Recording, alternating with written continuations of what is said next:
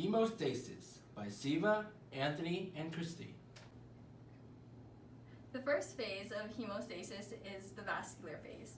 When the wall of a blood vessel gets cut, a contraction is triggered in the smooth muscle fibers of the vessel wall. This contraction is known as a vascular spasm.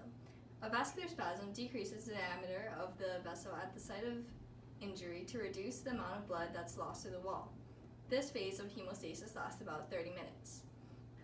Changes that take place in the endothelium of the vessel at the site of injury include the exposure of the underlying basement membrane to the blood vessel when endothelial cells contract, the result of chemical factors and local hormones which promote smooth muscle contraction and vascular spasms, along with the stimulation of cell division to accelerate the repair process.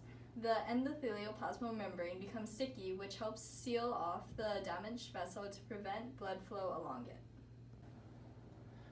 The attachment of platelets to sticky endothelial surfaces, such as basement membrane and to the exposed collagen fibers, mark the start of the platelet phase of hemostasis.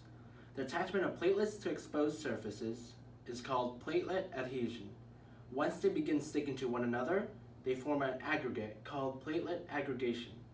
This process often occurs 15 seconds after an injury has occurred. The aggregate then forms a platelet plug that may close the break in the vessel wall if the damage is not severe or if the vessel is relatively small. When a platelet has arrived to the scene of injury, they become activated. Platelets are activated when they become more spherical and develop cytoplasmic processes that extend towards nearby platelets. They also begin secreting compounds such as ADP, which stimulates platelet aggregation, thromboxane A2 and serotonin, which stimulate vascular spasm, clotting factors, proteins that help in clotting, platelet-derived growth factors, a peptide that promotes vessel repair, and calcium, which are required for platelet aggregation and clotting process. In coagulation, fibrin is made to form a mesh that traps more platelets and red blood cells, producing a clot. In the coagulation cascade, chemicals called clotting factors prompt reactions that activate more coagulation factors.